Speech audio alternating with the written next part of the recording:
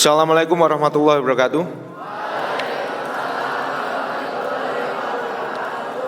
Rabbi israh li sadri wa yassir li amri wahlul 'uqdatam min lisani yafqahu qouli.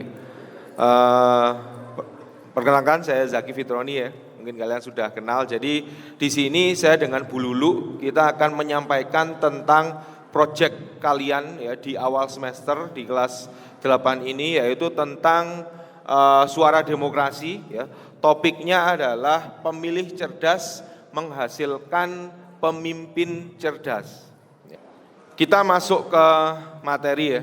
Jadi perlu kalian ketahui bahwa proyek ini ya topiknya adalah suara demokrasi, kemudian pemilih cerdas menghasilkan pemimpin cerdas. Profil pelajar Pancasila ya yang kita sasar yaitu dimensi bernalar kritis, itu yang pertama. Jadi ada dua dimensi yang kita sasar. Yang pertama adalah dimensi bernalar kritis. Elemennya yaitu memperoleh dan memproses informasi dan gagasan, itu elemennya ya. Kemudian yang kedua, subelemennya yaitu mengidentifikasi, mengklarifikasi dan mengolah informasi dan gagasan. Jadi poin-poinnya sekarang bisa kalian catat ya. Jadi poin-poinnya bisa dicatat di lembar folio. Dan di target pencapaian di akhir fase yaitu mengidentifikasi, mengklarifikasi dan menganalisis informasi yang relevan serta memprioritaskan beberapa gagasan tertentu. Ini yang harus kalian capai nanti di akhir fase P5. Kita masuk ke kriteria pencapaian dimensi bernalar kritis ya. Jadi kriteria pencapaiannya di nalar kritis itu apa? Kalau subelemennya itu mengidentifikasi, mengklarifikasi dan mengolah informasi dan gagasan ya. Catat yang poin-poinnya penting ya. Nanti setelah kegiatan ini nanti akan kita bagikan videonya, hasil tangkapan layarnya, dan kita bagikan juga file presentasinya. Kalau belum berkembang, itu indikatornya adalah mampu mengetahui, memahami dalam mengidentifikasi, mengklarifikasi dan menganalisis informasi yang relevan. Kalau mulai berkembang, itu adalah mampu menerapkan hasil identifikasi, klarifikasi dan analisis informasi yang relevan serta memprioritaskan beberapa gagasan tertentu. Kalau berkembang sesuai harapan ya, yaitu mampu menganalisis hasil identifikasi, klarifikasi dan analisis informasi yang relevan serta memprioritaskan beberapa gagasan tertentu. Dan yang terakhir, kalau itu sangat berkembang ya, yaitu mampu mengevaluasi berupa tindakan nyata dari hasil identifikasi, klarifikasi dan analisis informasi yang relevan serta memprioritaskan beberapa gagasan tertentu. Harapannya nanti tentu kalian adalah ada di sangat berkembang. Itu kriteria pencapaian dimensi bernalar kritis ya. Kita masuk ke dimensi yang kedua. Jadi di proyek ini ada dua dimensi ya. Dimensi yang kedua adalah dimensi kreatif. Jadi yang pertama nalar kritis, yang kedua adalah dimensi kreatif. Elemennya yaitu menghasilkan karya dan tindakan yang orisinal. Ya. Jadi itu yang perlu digarisbawahi adalah menghasilkan karya yang orisinal. Ya. Orisinalnya tentu kalau kalian mungkin bisa pakai ATM, amati, tiru, modifikasi. Modifikasinya nanti berapa persen itu kan sudah dianggap orisinal ya. Subelemennya sama. Nah, ini yang paling penting yang harus kalian ingat, target pencapaian di akhir fase ya. Yaitu mengidentifikasi, mengklarifikasi dan menganalisis informasi yang relevan serta memprioritaskan beberapa gagasan tertentu. Kita masuk ke kriteria pencapaiannya. Di subelemen menghasilkan gagasan yang orisinal ya. Jadi kenapa kok kalian harus paham kriteria pencapaian sehingga kalian nanti bisa mengukur diri kalian. Oh, kalau saya ingin misalkan sangat berkembang, berarti saya harus mampu menghubungkan gagasan yang ia miliki dengan informasi atau gagasan baru untuk menghasilkan kombinasi gagasan baru dan imajinatif untuk mengekspresikan pikiran dan atau perasaannya. Ya. Itu target kalian. Yang kedua, kalau misalkan apa yang saya lakukan misalkan hanya mampu menghubungkan gagasan yang dimiliki dengan informasi atau gagasan baru, hanya mampu menghubungkan, maka nanti kriteria pencapaiannya adalah belum berkembang. Ya. Ini penting kalian ingat dan ini penting kalian pahami ya. Kalau misalkan mulai berkembang itu berarti ketika saya mampu menghubungkan gagasan yang dimiliki dengan informasi atau gagasan baru untuk menghasilkan kombinasi atau gagasan baru, itu berarti mulai berkembang.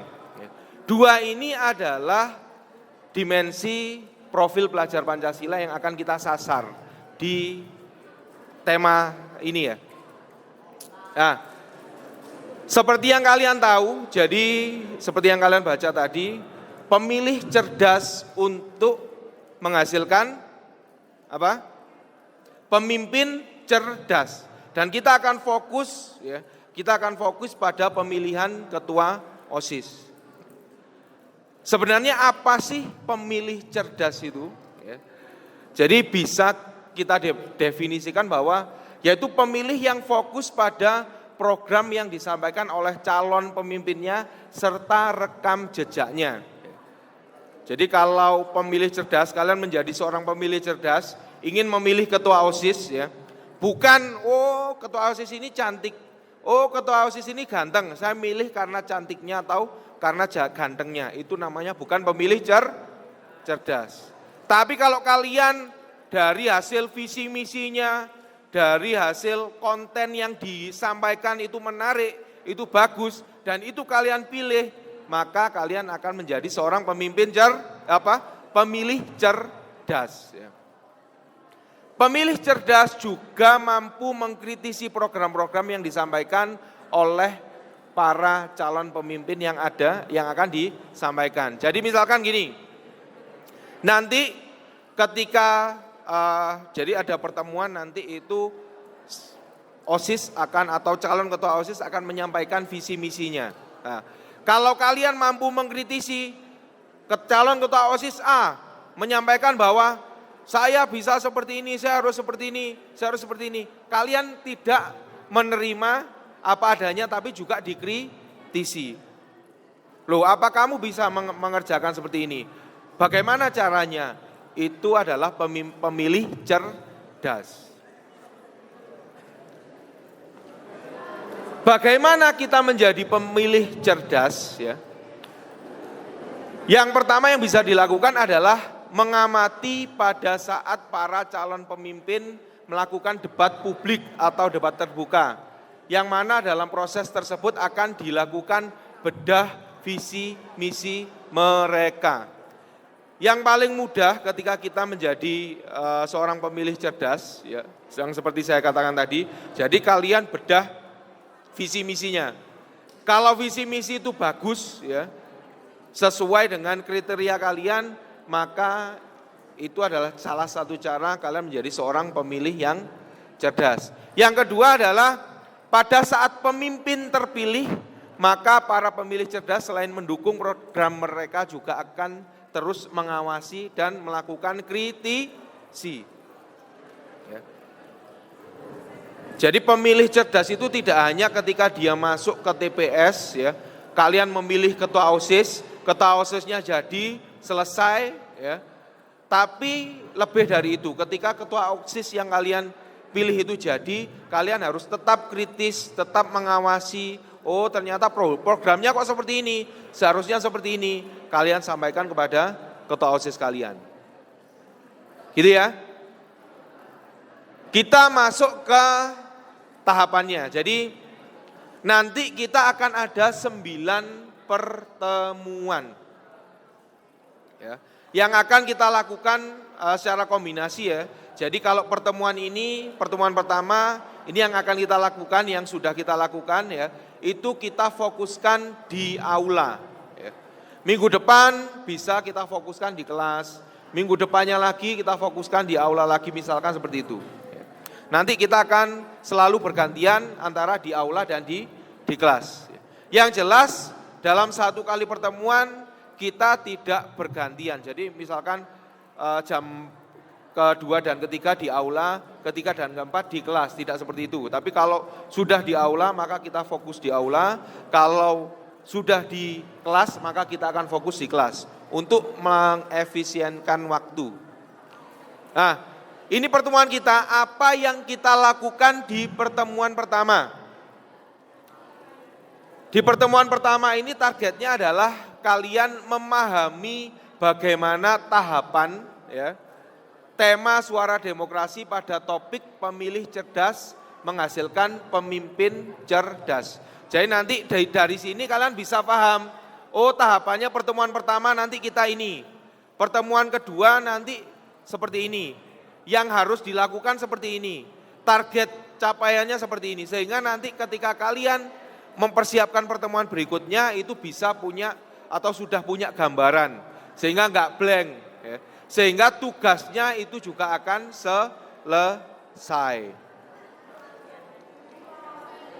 Ya, nah, pada pertemuan pertama apa yang kalian lakukan? Itu ada dicatat di bawahnya, ya.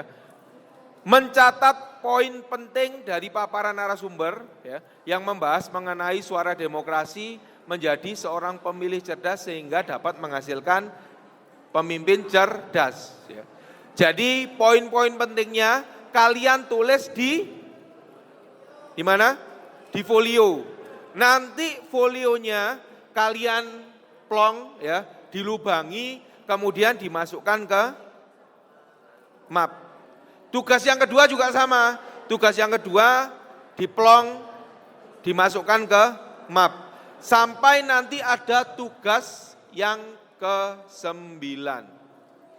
Sehingga dalam satu tema ini semua tugas akan terkumpul di portofolio kalian. Portofolionya di mana? Portofolionya ada di map merah. Jelas ya? Jadi jangan sampai mapnya hilang. Kita lanjut ke pertemuan kedua, yaitu minggu depan. Apa yang akan kita lakukan di pertemuan kedua? Ya, yaitu berdiskusi dalam bentuk mencurahkan pengalaman dan pendapat tentang pemilihan ketua OSIS tahun 2022. Ya, 2022 ya. Itu berarti tahun yang kemarin. Sudah mengalami kan? Sudah pernah memilih ketua OSIS kan?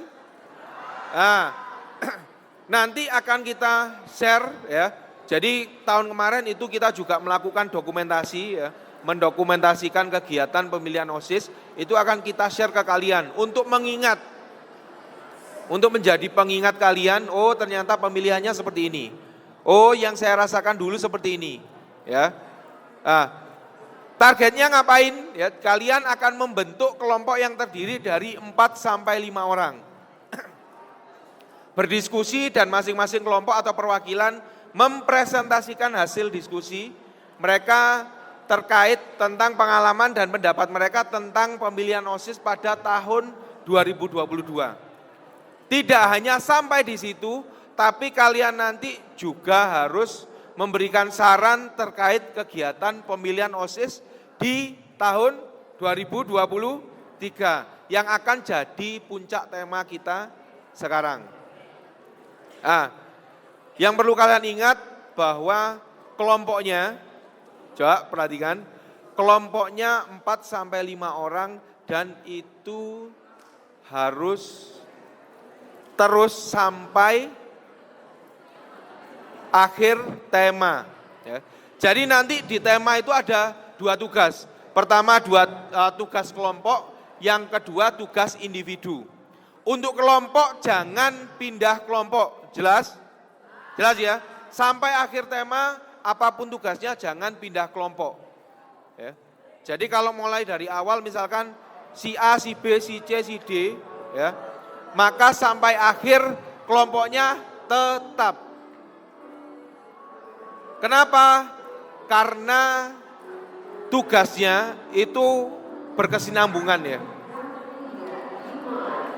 Jadi tugasnya berkesinambungan sehingga nanti apa yang kalian kerjakan itu terus berkesinambungan. Bentar, kita selesaikan belnya dulu.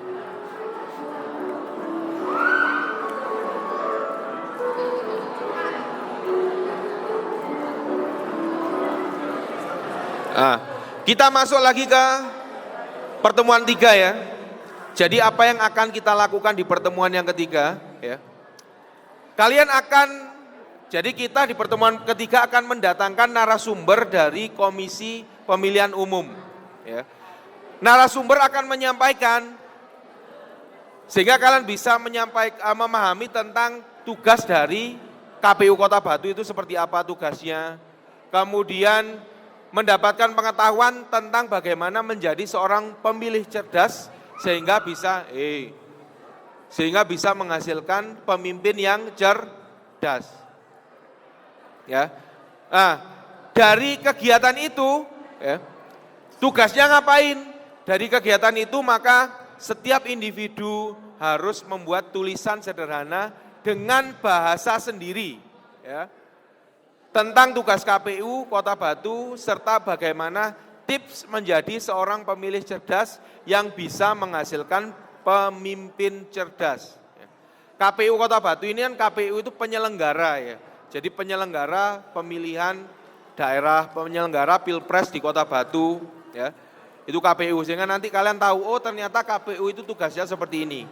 Oh menurut KPU agar kita menjadi seorang pemimpin cerdas itu seperti ini ya.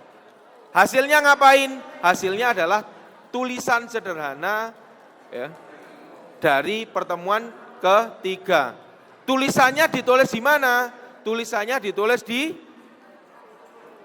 kertas kemudian ditempel atau diplong dan dimasukkan di map merah.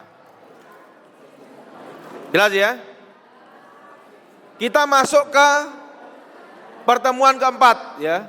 Jadi di Jumat yang keempat, minggu keempat, apa yang kita lakukan? Ya. Kalau sebelumnya, maju sini Le, biar semuanya tahu, ke sini. Ya. Kalau sebelumnya kalian bertemu atau mendapatkan sosialisasi dari KPU, di pertemuan keempat kalian akan mendapatkan sosialisasi dari Bawaslu, Badan Pengawas Pemilu. Pak kok sama? Berbeda ya. Kalau KPU itu lebih ke penyelenggaraannya, kalau Bawaslu lebih ke pengawasannya. Kalian akan mendapatkan sosialisasi tentang apa tugas Bawaslu, kemudian mendapatkan tips tentang bagaimana menjadi seorang pemimpin cerdas dari Bawaslu, Badan Pengawas Pemilu. Kenapa? Karena nanti kalian akan menjalankan dua hal ini. Yang pertama menjadi pemimpin cerdas, ya, masuk ke dalam sistem penyelenggaraan ketua OSIS. Yang kedua, kalian juga akan memanfaatkan sistem pengawasan sebagai pengawas ya di pemilihan atau pilketos, pemilihan ketua OSIS. Tugasnya sama, hampir sama dengan yang pertemuan ketiga ya, bahwa setiap individu membuat tulisan sederhana dengan bahasa sendiri tentang tugas Bawaslu Kota Batu serta bagaimana tips menjadi seorang pemimpin cerdas. Ini saya akan jelaskan bagaimana cara membuat tulisan sederhana. Ya. Caranya sederhana, ya kan? Tulisan sederhana itu caranya sederhana. Apa yang ada di otak kalian, tuangkan ke dalam kertas, dituliskan. Nggak usah mikir SPOK, nggak usah mikir bagaimana caranya membuat kalimat yang baik, nggak usah. Tapi sementara kalian tuangkan apa yang ada, ide-ide yang ada di pikiran kalian itu ke dalam sebuah tulisan sederhana. Ya. Karena nanti tulisan-tulisan itu akan kalian ambil, ya, kemudian kalian pakai di tulisan sederhana yang terakhir untuk melakukan evaluasi. Jelas ya? Kita masuk ke pertemuan yang kelima. Ini yang akan saya jelaskan lebih detail lagi, ya. Kenapa kok saya bilang tadi bahwa kelompoknya jangan berubah, ya. Kalau sudah 5 anak di awal atau 4 anak di awal, si A, si B, si C, si D, jangan berubah sampai akhir sampai akhir proyek. Tugas di pertemuan kelima, kalian mampu membuat edukasi pemilih cerdas, menghasilkan pemimpin cerdas berupa video pendek. Jadi membuat video pendek itu tidak individu tapi kelompok. Ya, bisa 4 sampai 5 orang. Nah, kalian ngapain nanti di pertemuan kelima, ya? Secara berkelompok berdiskusi terkait konsep edukasi pemilih cerdas, menghasilkan pemimpin cerdas. Yang pertama, membuat storyboard sederhana. Yang kedua, melakukan pengambilan video, dan yang terakhir, melakukan editing video. Nah, ini alasannya kenapa kelompoknya jangan sampai berubah. Karena membuat video itu saya yakin tidak waktunya tidak hanya 1 kali pertemuan, ya, tapi waktunya bisa sangat panjang. Jadi ketika kalian sudah tahu seperti ini, berarti nanti mungkin kalian sudah mulai mencicil membuat storyboard setelah pertemuan ini, ya. Kemudian nanti setelah mencicil storyboardnya, kemudian mencicil mengambil gambarnya. Sehingga di pertemuan kelima kalian tinggal melakukan finishing editing, dan kalian melakukan langkah yang terakhir, yaitu mengunggah di akun Instagram masing-masing, ya. Jadi walaupun tugas kelompok tapi tugasnya diunggah di akun Instagram masing-masing, ya.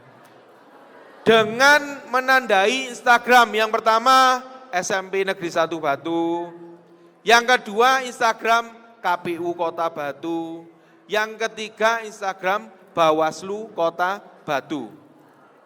Sehingga karya kalian itu tidak hanya kalian nikmati sendiri, tidak hanya dinikmati oleh lingkup kecil di dalam kelas, tapi bisa dinikmati oleh lingkup besar atau circle kalian di media sosial, ya. Sehingga kalian mampu mengedukasi orang lain juga menjadi seorang pemimpin cerdas. Kita masuk ke teknis, ya, sekarang. Masih di pertemuan kelima. Kita akan masuk ke teknis, yaitu bagaimana sih membuat video yang bagus. Saya yakin gini, saya yakin kalian sudah sering membuat video Reels, ya, di Instagram. Saya yakin kalian sudah pernah atau sudah sering membuat video TikTok, ya. Silakan itu kalian maksimalkan, ya. Tapi saya akan menjelaskan tentang bagaimana sih sebenarnya membuat tahapan video yang keren, yang bagus, yang terorganisir, ya. Sehingga nanti antara konsep kalian dengan kegiatan atau pelaksanaan atau implementasi kalian itu bisa efektif dan efisien. Ya. Tahapan yang pertama adalah praproduksi. Ya. Praproduksi ini adalah membuat storyboard, ya. Jadi misalkan nanti tugas kalian itu sederhana, membuat video tidak terlalu panjang, hanya minimal 1 menit, maksimal 4 menit. Enggak terlalu panjangan, tapi kemas sedemikian rupa sehingga orang itu enggak bosen. Kalau lebih dari 5 menit video kalian monoton, itu malah enggak bisa maksimal. Buat yang sederhana aja, 1 menit, 2 menit, tapi orang itu bisa melihat sampai akhir dan pesannya itu nyampe. Ya.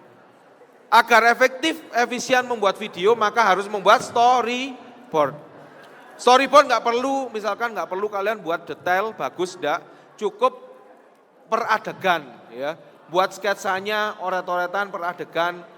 Adegan pertama ngapain, adegan kedua ngapain, apa yang harus dikatakan di adegan pertama, menit 1 sampai menit 10 detik 1 sampai detik 30 ngapain, detik 30 sampai 40 ngapain, 40 sampai 50 ngapain, itu nanti akan kita lihatkan di LK lembar kerja ya. Jadi ada contoh-contohnya.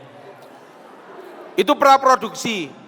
Kita ketika setelah kalian praproduksi, maka kalian masuk ke tahapan produksi. Ya. Hadap ke depan. Hadap ke depan, ya. Kita masuk ke tahapan produksi. Tahapan produksi ngapain? Yaitu tahapan pengambilan video. Sesuai dengan apa? Mengacu kepada apa? Storyboard. Ya. Jadi video di menit detik 1 sampai 10 saya menyorot si A di lokasi B, ya. Detik berikutnya menyorot sekolah misalkan, menyorot apa, mengambil video apa, ya. Sehingga nanti langkah-langkah kalian itu sistematis, efektif dan efisien. Pengambilan gambar atau video atau voice over itu diproduksi. Pasca produksinya ngapain? Ya, pasca produksinya kalian melakukan editing video. Ya. Kenapa kok berkelompok? Harapannya nanti kalian bisa menghasilkan video yang maksimal. Buat video 1 menit minimal sampai 4 menit maksimal, tapi yang maksimal. Ya. Caranya bagaimana? Pak, saya tidak pernah membuat video. Pak, saya bingung membuat video. Tanya Mbah Google. Buat 3 langkah. Yang pertama, amati, tiru. Yang M-nya apa? M-nya? Modifikasi. Ya. Ini kan sudah sering ketika di seni budaya ya, kalian melakukan ATM, amati, tiru, modifikasi. Pak, meniru apakah boleh? Boleh. Ya, meniru apakah boleh? Sangat boleh. Tapi usahakan ada tahapan berikutnya yaitu modifikasi. Ya. Sehingga kalian tidak meniru sama persis, sehingga menjadi sebuah karya yang berbeda. Pasca produksinya ya, editing video. Jadi pasca produksinya adalah editing video. Kalian bisa menggunakan Filmora, Premiere dan sebagainya. Itu akan saya jelaskan setelah ini ya. Pengambilan gambar video. Ya. Pengambilan gambar video, alatnya bebas. Kalian bisa pakai kamera mirrorless. Pak, saya punya kamera mirrorless, apakah boleh dipakai? Sangat boleh. Kalian bisa pakai kamera DSLR. Pak, saya punya SLR di rumah, apakah boleh? Boleh dipakai. Kalian bisa pakai sound recorder kayak ini ya, untuk merekam suara. Apakah boleh dipakai? Sangat boleh. Pak, saya punya handycam di rumah, ayah saya punya handycam, apakah boleh dipakai? Sangat boleh. Pak, saya buat videonya menggunakan smartphone, apakah boleh? Sangat boleh. Ya. Sekarang itu kan smartphone itu bisa mengalahkan kualitasnya handycam. Smartphone bisa mengalahkan kualitasnya SLR. Smartphone bisa mengalahkan kualitasnya mirrorless, ya kan? Ya kan? Smartphone sekarang kan paket komplit ya. Kalian bisa mengambil gambar di situ, membuat storyboard di situ, sampai proses editing di situ, sampai proses share-nya juga di situ. Itu bisa menggunakan smartphone. Nah, yang paling penting kalian usahakan ketika mengambil gambar itu pakai yang namanya tripod. Kalau gambarnya tidak bergerak ya.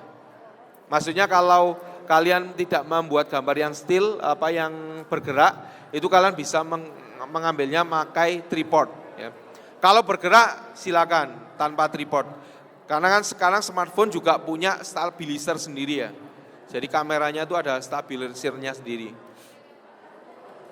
Nah, sekarang software editing video.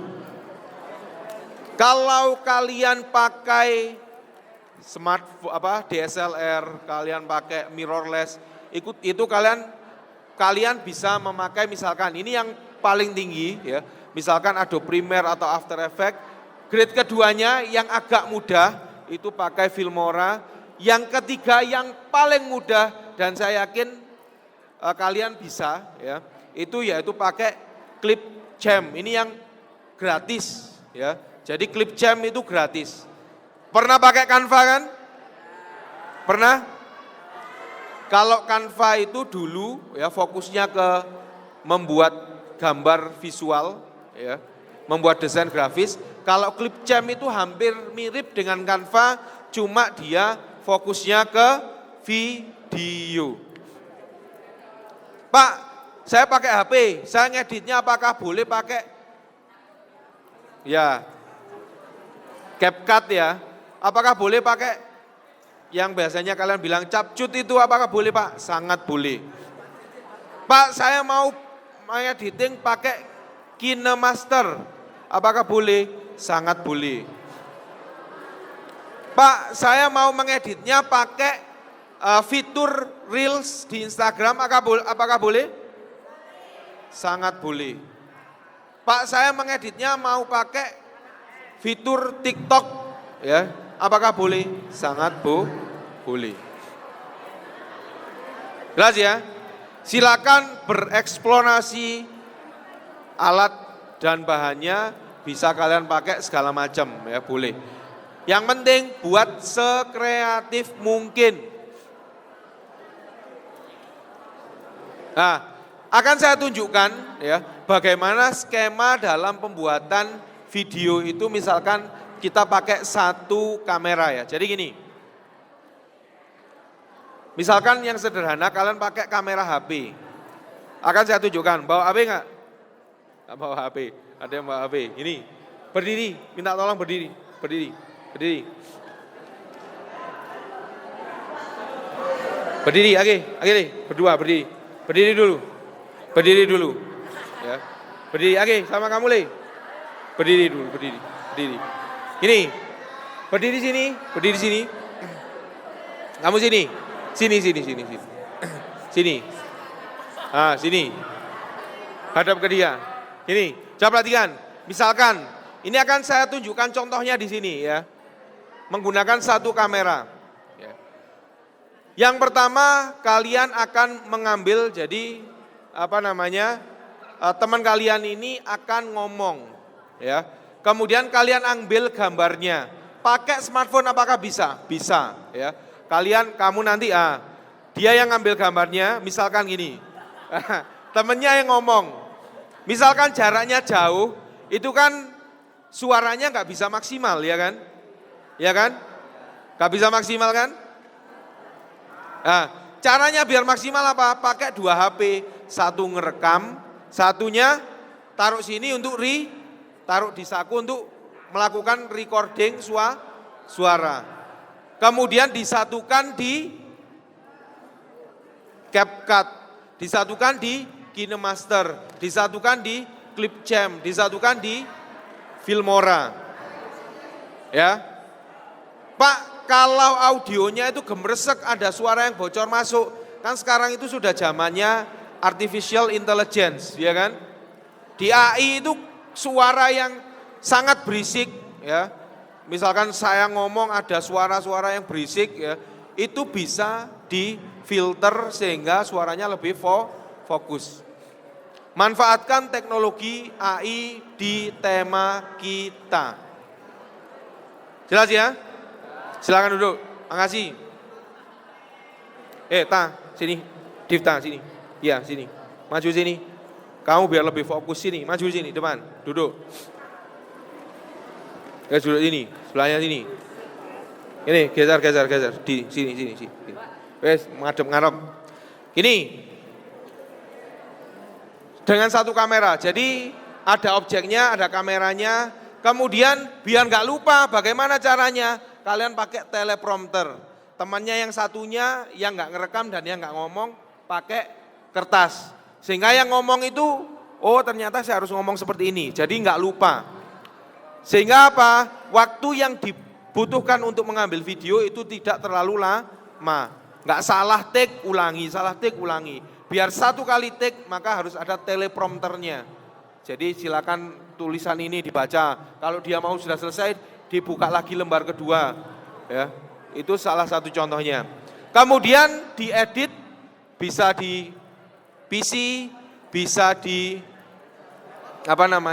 HP, smartphone, dan yang terakhir kalian share di YouTube kalian, di Instagram kalian, sehingga karya itu tidak hanya berhenti di dalam kelas atau di dalam kelompok, tapi juga bisa dinikmati oleh banyak orang.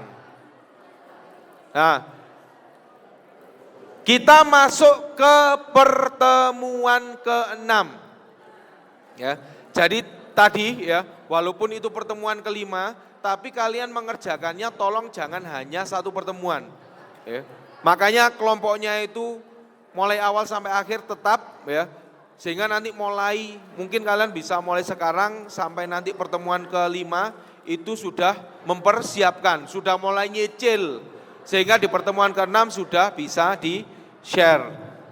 Pertemuan ke-6 ini saya yakin kalian sudah sering melakukan ya, yaitu membuat desain dengan Canva. Kalau kalian sebelumnya mengedukasi orang lain dengan video, kalau pertemuan ke-6 kalian melakukan edukasi orang lain menggunakan Canva. Membuat poster edukasi bagaimana menjadi seorang pemilih cerdas. Nah, nanti mungkin Pak, link Canva yang dulu pernah diberikan untuk menjadi Canva for Education, kalau kalian punya akun Belajar ID itu sudah otomatis menjadi Canva for Education. Tapi kalau yang kalian pakai itu akun biasa, ya, akun Gmail yang biasa, nanti akan saya kirimi link untuk upgrade menjadi Canva for Education. Gitu ya, seperti yang dulu pernah kalian lakukan di project di kelas 7. Yaitu mampu membuat bahan edukasi pemilih cerdas, menghasilkan pemimpin cerdas berupa poster. Ya. Membuat poster digital dari Canva. Saya rasa ini nggak akan ada masalah ya. Nah, langkah berikutnya pembuatan Canva, kalau sebelumnya video itu tugasnya adalah tugas apa?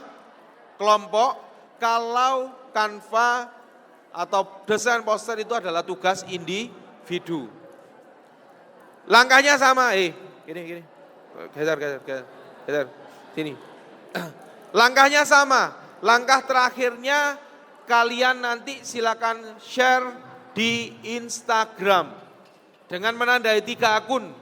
Akun Nesaba KWB, akun KPU Kota Batu, akun Bawaslu Kota Batu.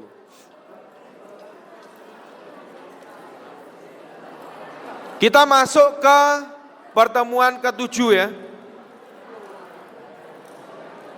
Yaitu kampanye visi misi. Nah, ini yang penting ya.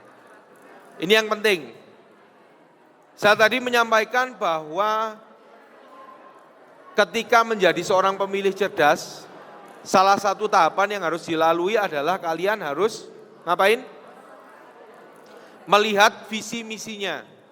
Nah, nanti di pertemuan ke-7 ya, semua akan dikumpulkan di dalam aula.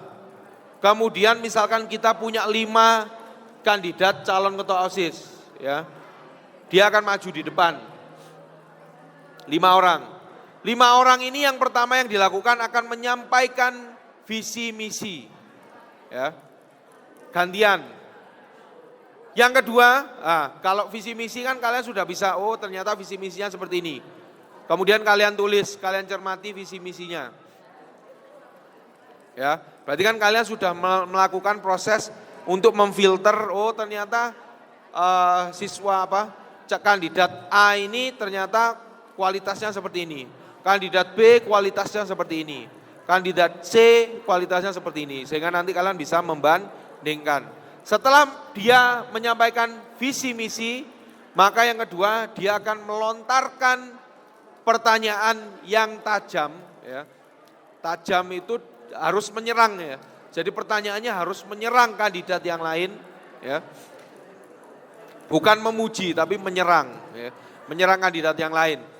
Yang perlu kalian lihat bagaimana kualitas atau bobot pertanyaan yang menyampaikan pertanyaan ya. Jadi misalkan kandidat 1 dan 2. kandidat 2 nanti akan diminta untuk menyampaikan pertanyaan. Dilihat, didengarkan bobot pertanyaannya seperti apa.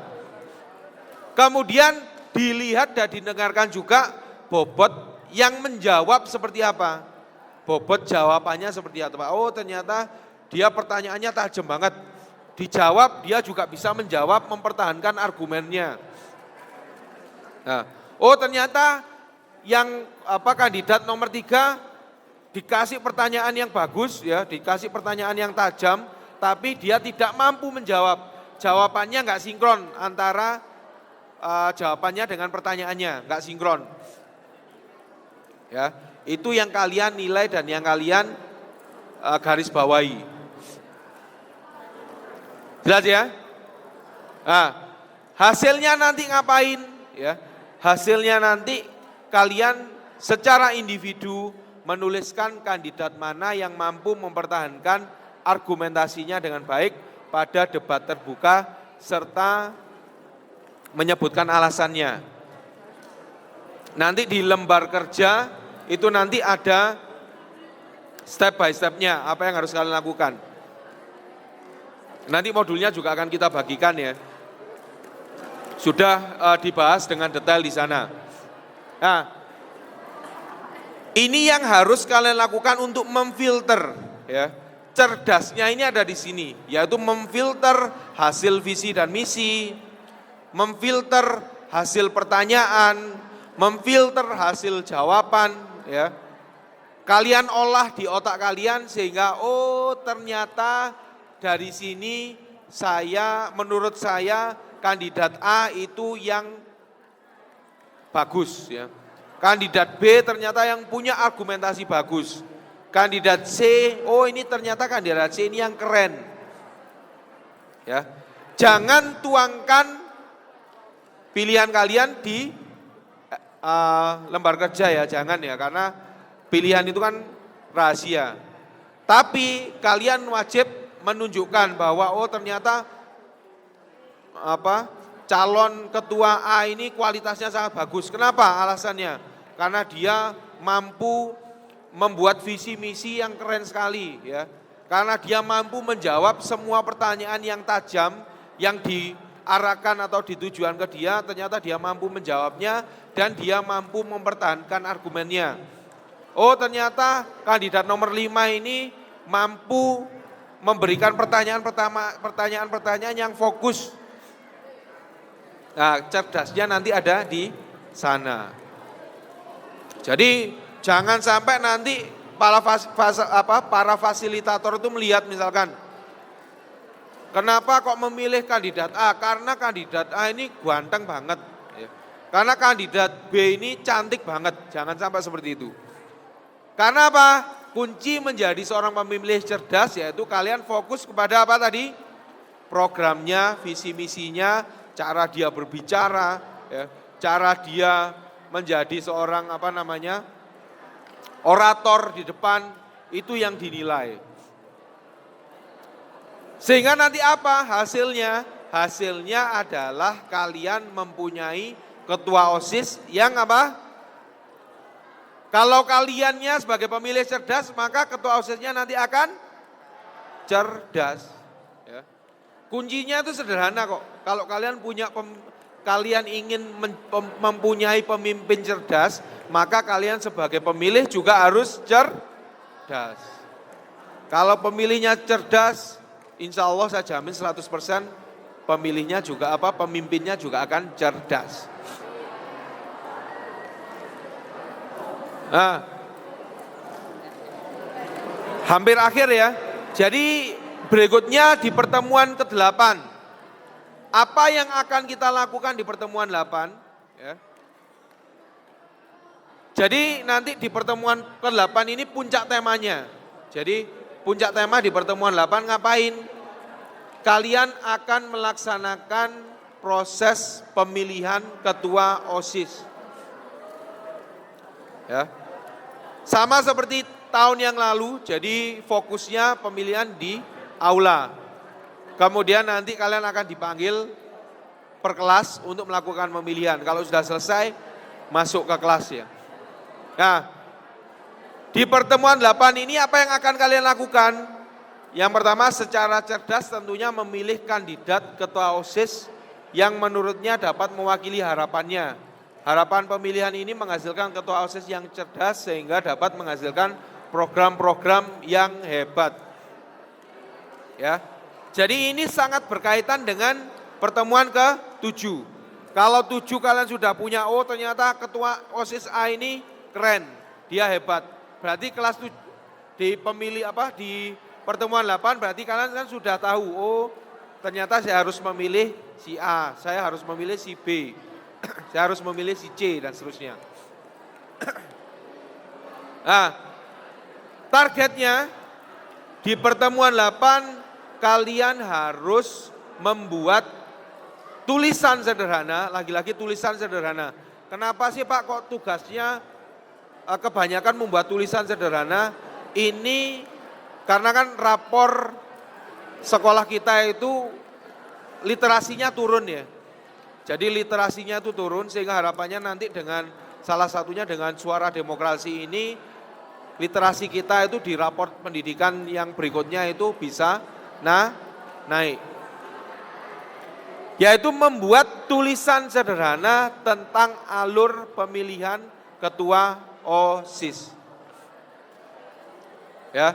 Jadi kalian menceritakan pengalamannya, mulai perasaannya ketika visi misi seperti apa, kalian dari kelas kemana, kemudian masuk ke aula itu ngapain, ya, kemudian nyoblosnya itu ngapain, ya, setelah itu keluar itu perasaannya seperti apa, ya, curahkan di dalam kertas. Pak, saya itu hanya terbiasa menuliskan biasanya perempuan diary ya. Saya biasa menuliskan diary ya. Diary itu kan kata-katanya biasanya sederhana, apa yang ada di pikiran itu saya masukkan ke tulisan, apakah boleh? Sangat boleh. Dan itu sebenarnya untuk latihan itu sebenarnya seperti itu ya. Apa yang ada di pikiran kalian, apa yang kalian rasakan, tulis ya. Kalau nggak sesuai dengan kaidah bahasa Indonesia yang baik dan benar, nah itu nanti masalah yang kedua. Setelah kalian mampu menulis, mengungkapkan perasaan, mengungkapkan ide dengan kata-kata, dengan tulisan, maka yang berikutnya adalah kalian perhalus tulisan itu dengan kaidah bahasa Indonesia yang baik dan benar. Ya. Ini pertemuan ke-8. Yang terakhir ya. Yang terakhir itu adalah pertemuan yang ke-9. Ya. Apa yang dilakukan nanti di pertemuan ke-9 ya. Di pertemuan ke-9 kalian akan mempresentasikan proses edukasi ya, pemilih cerdas yang sudah dilakukan mulai dari proses pembuatan media sampai dengan publikasi dan menceritakan pengalaman melakukan pemilihan ketua OSIS. Nah ini yang terakhir ini sangat penting. Coba perhatikan ke depan ya. Semuanya fokus ke depan.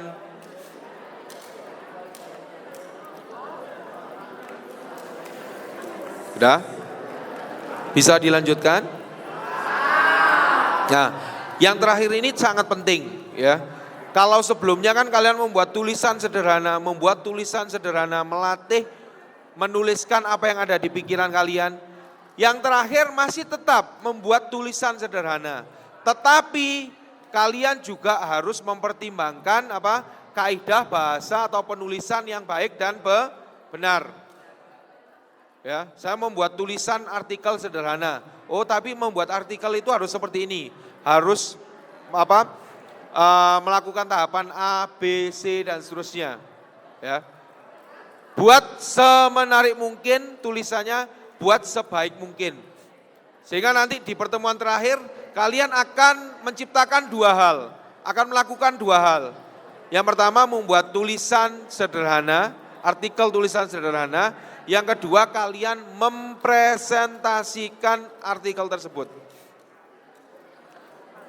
Nah ini dilakukan di kelas masing-masing sehingga nanti setiap siswa atau mungkin diajak ya, setiap siswa akan mempresentasikan apa yang dia rasakan, ya, apa dampaknya dari topik ini terhadap perasaan dia, apa dampaknya topik ini terhadap perilakunya sehari-hari, ya, apa kesannya topik ini pada dirinya, ya. Itu kalian tuangkan di sebuah tulisan dan disampaikan melalui presentasi. Paham ya? Nah, jadi kalian akan mengalami tahapan 1 sampai tahapan 9. Nanti ya, pertemuan ini sebenarnya sudah kita record ya. Jadi apa yang saya sampaikan ini ya, sudah kita record, nanti akan kita edit ya. Kita edit, nanti akan kita bagikan. Plus akan saya share juga, saya sama Bu Lulu nanti akan nge-share juga PowerPoint-nya dan modulnya. Sehingga kalian bisa mempelajari ya. Di modul itu sudah ada detailnya ya.